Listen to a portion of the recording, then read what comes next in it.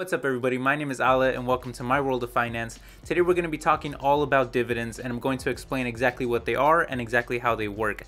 Now this will definitely be more for beginners, but I will make more advanced videos in the future, and I will also make videos on different dividend stocks to invest in.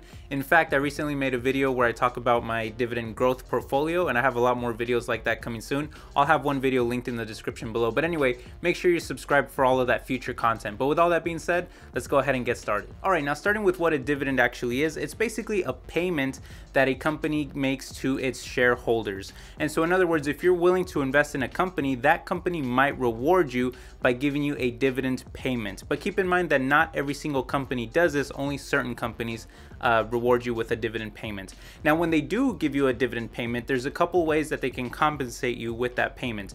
One way is by giving you a cash dividend, what we call a cash dividend, and it's exactly what it sounds like. Basically they'll give you cash for that dividend payment. Another way that they might pay you is by giving you a what we call a stock dividend. And what the company does there is they just give you more stock in the company as a form of compensation for that dividend payment. Alright, now you might be asking, well, why would a company even want to pay dividends out in the first place to its shareholders? Well, there's really a couple reasons. One is pretty obvious: to attract investors. And so these investors might want another source of steady passive income that they can get from dividends, and so a company might pay out dividends to attract investors that way. Another reason is because it's kind of a sign of strength in a way. They might be saying, you know, hey, look, we're a really strong company, we're doing very well, we have a lot of cash flow coming in, and we can afford to pay our shareholders a dividend. It's a sign of strength. But the more that you learn about the stock market, the more you might find that the exact opposite happens, which is where a company is actually struggling, and so investors don't want to invest in that company. And so a lot of times you'll find struggling companies also paying out dividends, even though, you know, technically, you know, we could go back and forth and argue whether they can afford it or not. But even if they can't afford it, they'll just kind of do it just to kind of attract investors, saying, hey, look, you know, we may not be a great company, we may not be performing very well, but we'll give you dividend payments if you invest in us. And so you really have to do your homework and make sure that you study up on the company, because again, you don't want to be tricked by a very horrible company that is performing very poorly, you know, offering up a very high dividend yield, but then you invest in them and the stock just keeps going down because it's a very bad company, and then it just kind of negates all of your dividend profits anyway, right? So you have to be careful. You got to make sure you know the company that you're investing in. All right, now let's run through just a very basic example of how a dividend might work, and then we'll get a little more advanced and we'll look at all the different terms, and I'll explain all the terms so that you know exactly what they mean when they come up and when you read about them, and you'll know exactly what they mean. But just running through a very basic example, this is by no means real, but just so that you don't get confused, let's just say that Amazon announces that they're going to be paying out a $1 dividend for the year to its shareholders.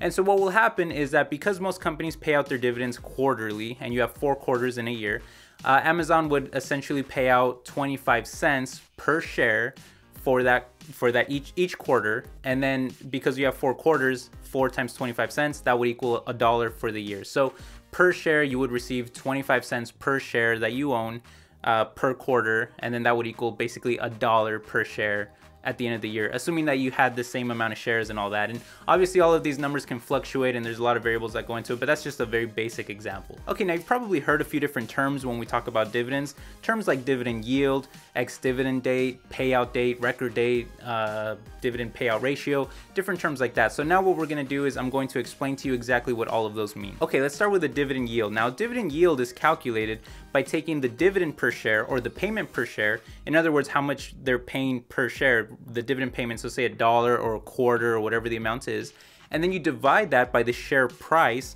And so then this tells you, okay, this is the percentage of the monetary value of the stock that I own that is being paid out to me. Okay, that's the percentage that is being paid out to me in the form of a dividend payment. And so if you're a dividend investor, you obviously want a high dividend yield. You want a high percentage being paid out to you. Okay, now moving on to the dividend payout ratio. All that is it's the percentage of a company's net earnings that they're paying out in the form of dividends to their shareholders.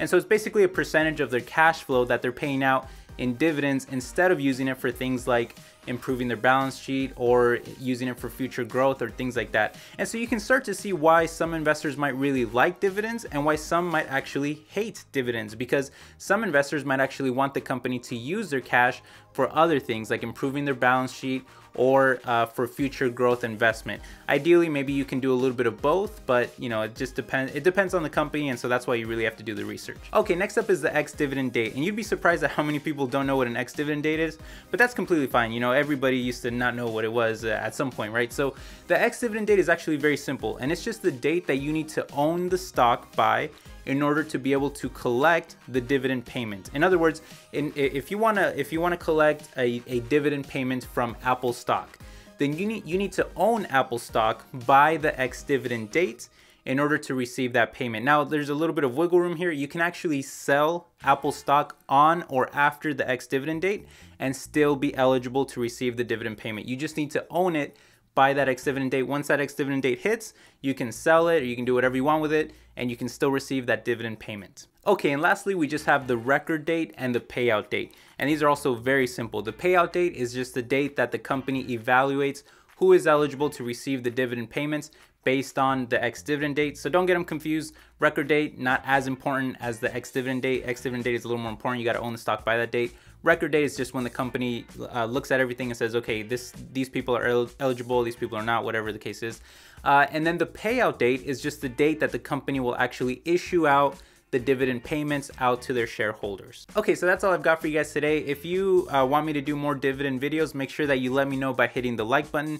Leave any comments down below. If you have any questions, let me know down below as well. I definitely have a lot more dividend videos coming up, so make sure you're subscribed, and we have a lot of content coming up as well. I'm hoping to do daily videos as well. So just make sure you subscribe, make sure you support the channel, hit the like button, and I will see you guys later. Have a wonderful, beautiful day, and take care. Bye.